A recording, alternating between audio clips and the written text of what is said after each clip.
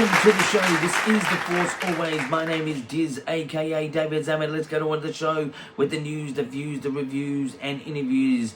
And just to let you know, just a side note, to still let you know that the microphone at the moment is still in the process of being fixed. So I do apologize in advance for the audio, but I'm going to speak as loud and as clear as possible.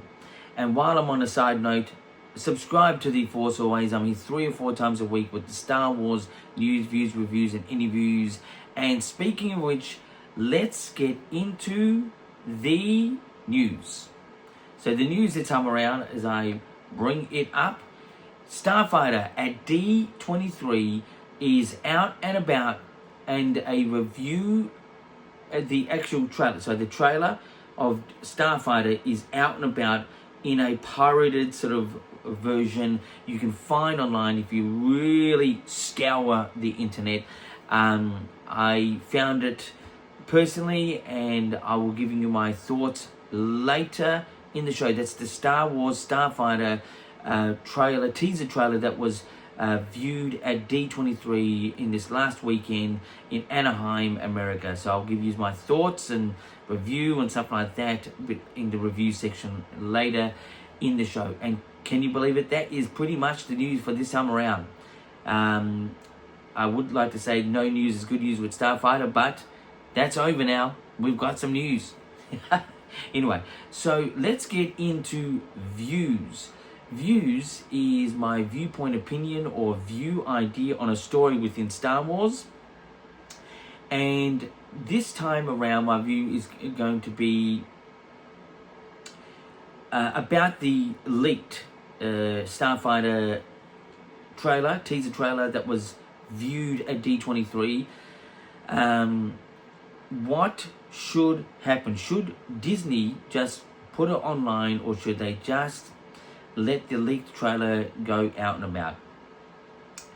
In my humble opinion, I'd love to see the trailer put in its beauty and its glory online, but I think they have an agenda. Stick to the agenda, and just let it come out when they want to let it come out. But I will say, it is frustrating when you have some footage and you're all excited, everyone's looking forward to the thing. The main part of that event of D23 for Star Wars fans was definitely the Starfighter trailer, and when it's held back and you can only get a pirated version, you either say you're going to do something or don't say it at all. Because personally, it's just, the marketing for trailers that get released a bit early, pirated, doesn't really do the actual justice to the actual movie or story coming out. Anyway, that is a quick viewpoint. Let's now get into reviews. Reviews this time around is going to be of the Starfighter, that Star Wars Starfighter movie coming out 2027. So I'm going to give you a quick review. Now, the footage I got was pretty unclear. And from what I could tell, I could hear no musical notes. I would say that the trailer was a 7 out of 10. The type of trailer. It's a great introductory trailer to say, look, something is coming. It's great that it was talking about Starfighter, and these possible spoilers, so if you don't want to know anything about Starfighter, you may want to hold back now. Just gave you a chance. But I think Starfighter is actually a ship. The ship is called a G-17 Imperial Reaper, which is quite a name. I don't mind the idea of Reaper. I think Imperial sort of sets the tone in a bad way already. I think that with no music in this trailer, it doesn't give you impact. Visually, it looked pretty stunning with these sort of wide shots. The premise of the story, Starfighter being an actual starship, does give some sort of original twist to Star Wars, focusing on the actual equipment rather than people. I will say the jacket that Ryan Gosling was wearing, I'm in two minds. it does look a little bit dorky, but at the same time, it does serve what it's meant to be doing, which is, sort of like a ruthless Spikey here on planet Earth. He looks like a rebel without a cause, if you were to say. But the size of the logo, of the complete logo, and if you didn't notice, it's actually, it looks like a pirate logo, but actually the circle part at the top, the skull looking part, actually is the Rebellion logo upside down. I could see that straight away. The first second I saw it, I could see that straight away. And then we've got these two cross things at the bottom. What they are, that's pretty hard to distinguish. I think, I'm in two minds with that jacket. It looks a bit dorky, but it does serve the purpose. I'm a bit underwhelmed what I saw, but at the same time, if that's only for D23, I'll be happy. They really need to deliver a trailer as good as Doctor Doom, the Avengers Doctor Doom trailer that came out over the weekend as well from D23. That one, the second trailer. They need to create a trailer that memorable and that emotional, if you could say. They had a lot of emotion and action and just really look polished. I think that's what they need to deliver when they finally release the trailer online. Not the one at D23. I think I'd hold back on that. I also would add that the Star Wars Starfighter logo, using the old Star Wars logo from the 70s, was good, but it was a little bit unoriginal. It would have been good. It sort of gives a new phase of things, which I don't mind. I like the simple writing, actually. I actually enjoy the simple writing of Starfighter in between the actual logo. I think that was good, but I just think it's even though it does look good, the Star Wars logo in the back, it's just not an original take. It would have been good to see something original, or possibly just keep with the same old Star Wars logo, which you can see back here, in its pure yellow outline look. Anyway, so I give it 7 out of 10.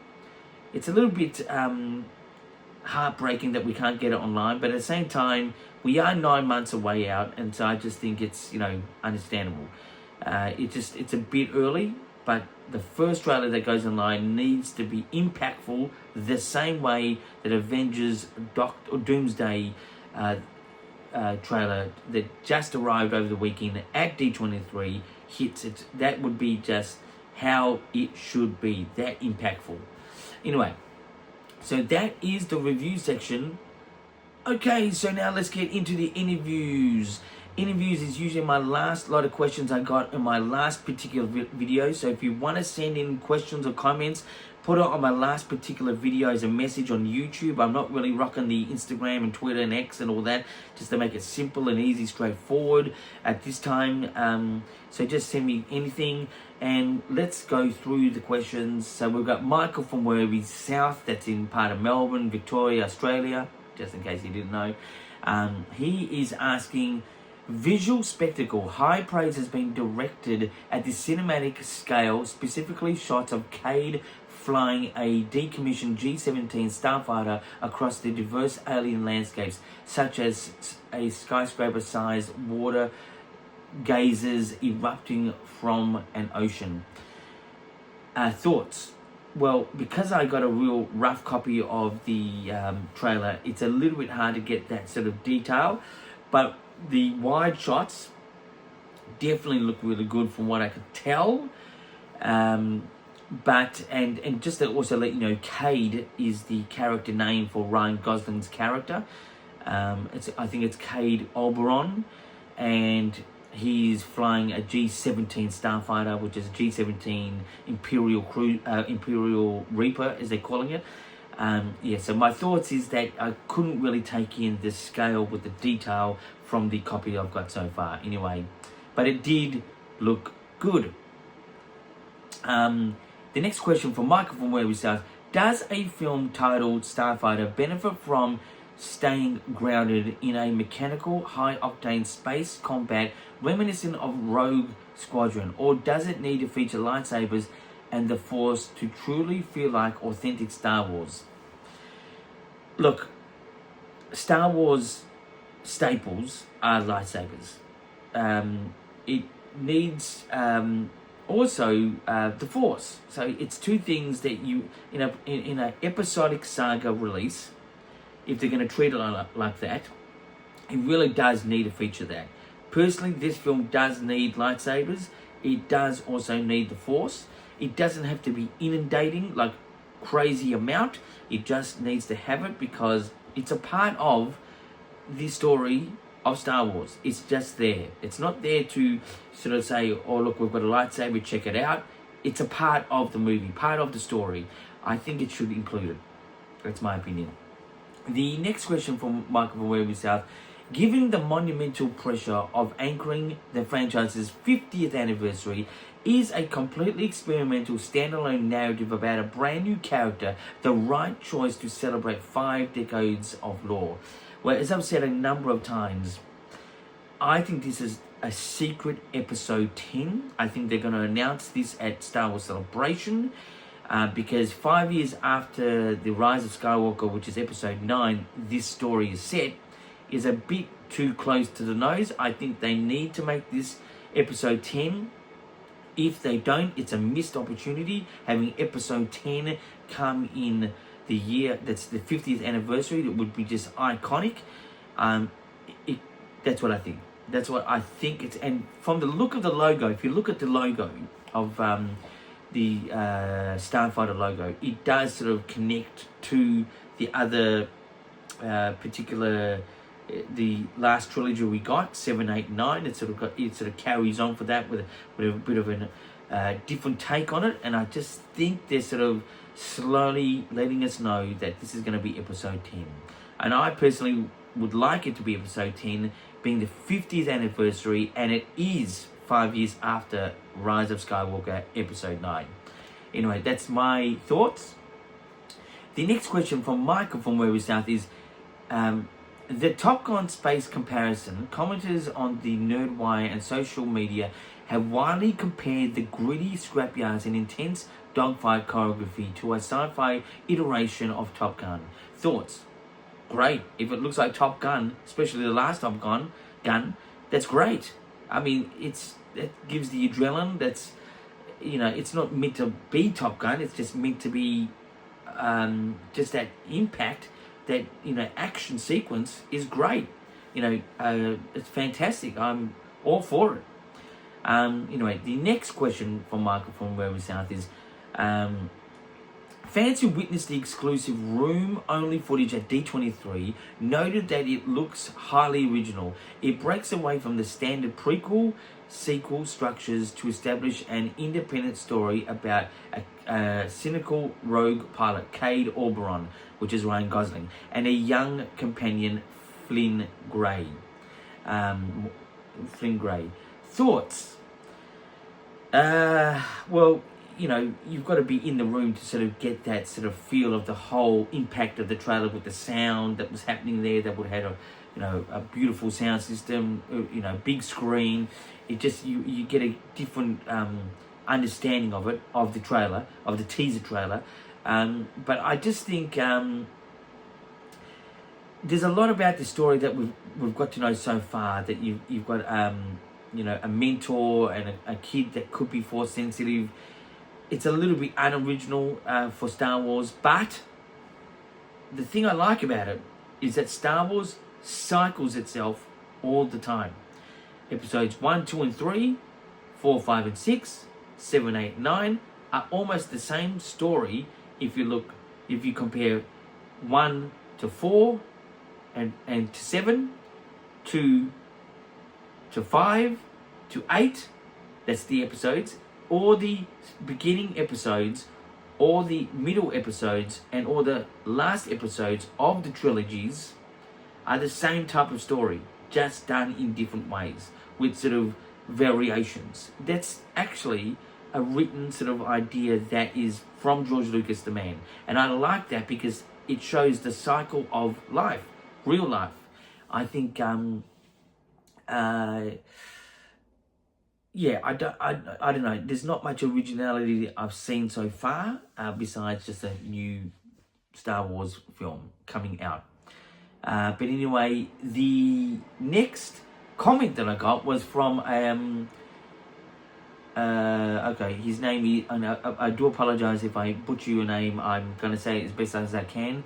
Obiro Kenobi 3599. That's Obiro Kenobi 3599. I think that's how you would say your name. Thanks for sending in a comment. Hang on, he says, hang on.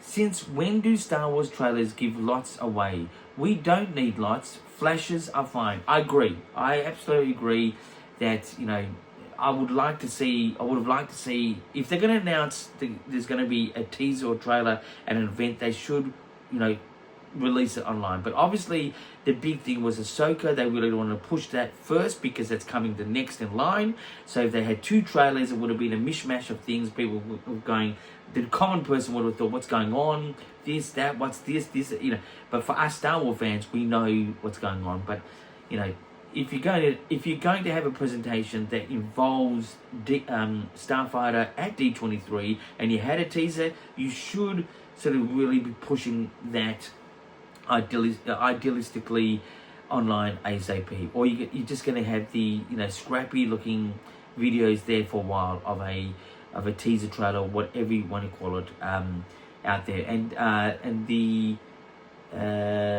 so then I had a reply from Obiro Kenobi 3599. Thank you for writing in. Michael from Weber South replied to him and said, correct, Starfighter just needs a teaser to get fans interested at this stage.